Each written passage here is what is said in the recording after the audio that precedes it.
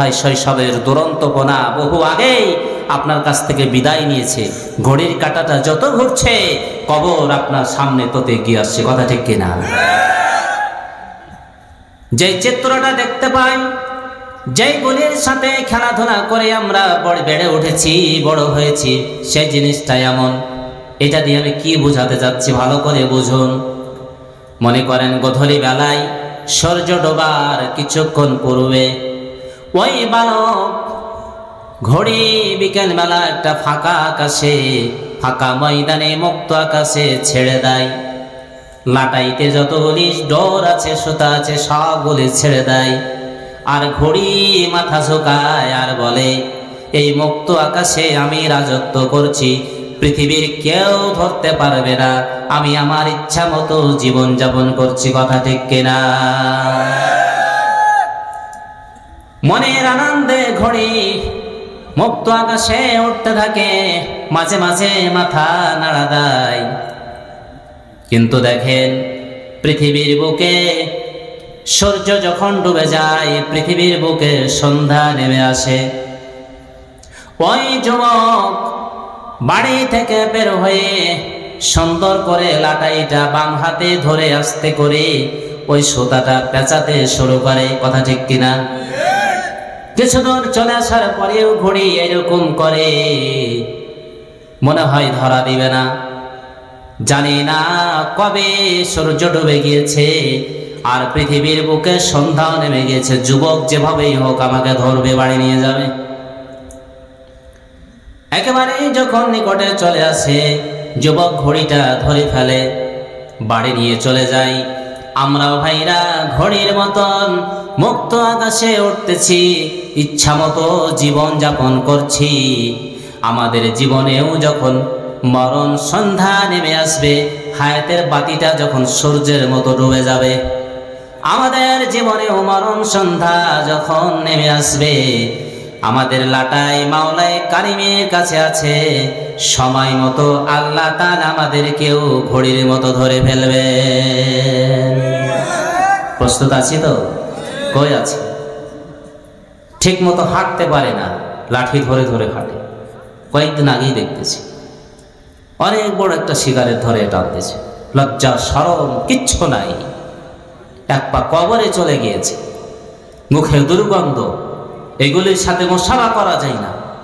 যুবক ভাইদের শরীর দিয়ে দুর্গন্ধ বের হয়। এ ভাবির কাছে যান কিভাবে, আমি এটা বুঝতে পারি না।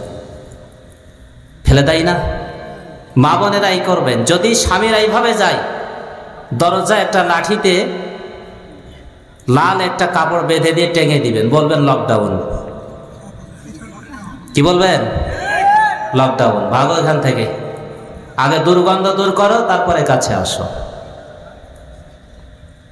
পারবে না মা বোনেরা? অবশ্যই পারবে। মাথা থেকে পা পর্যন্ত আল্লাহ পাক নারীদের দেহে যা দিয়েছেন সব আল্লাহ প্রদত্ত জান্নাতি নিয়ামত। জোরে বলি সুবহানাল্লাহ। একটা নারী একটা পুরুষকে চেঞ্জ করতে পারে, কোনো ব্যাপার না। কিন্তু আমাদের সমাজের নারীরা পুরুষকে চেঞ্জ করে না, ভালো করে না, আরো নষ্ট করে। কথা ঠিক কিনা? আপনারা ঠিক বলছেন। এবার মা বোনেরা তো রেগে যাচ্ছে যে হুজুর এতক্ষণ ঠিক ছিল, এতক্ষণ আমাদের পিছনে লাগলো কেন? কি অন্যায় করলাম?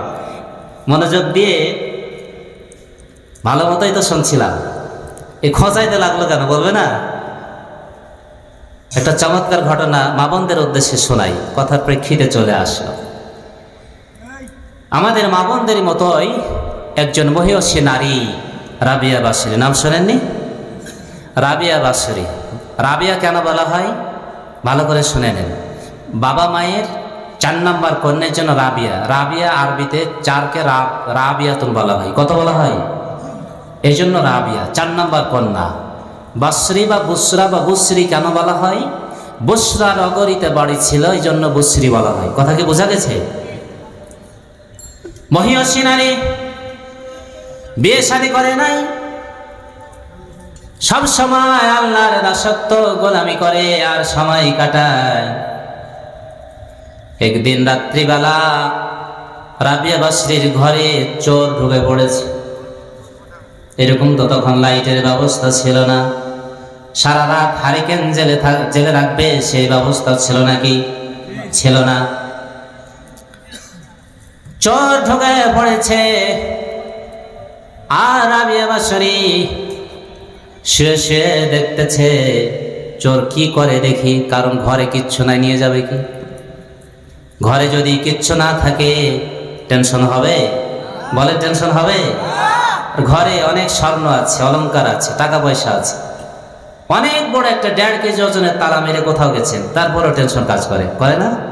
কি যে হলো, আল্লাহর ওলিরা নিয়ে গেল না রাখলো, মনে হয় না ভাইরা?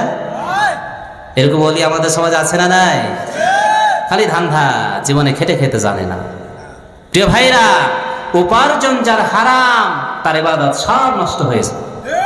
লা ইয়াদখুলুল জান্নাতা জাসাদুন গুজিয়া বিল হারাম, যেই শরীরটা হারাম দিয়ে গঠিত ওই শরীর জান্নাতে যাবে না, আল্লাহর হাবিব বলেছেন।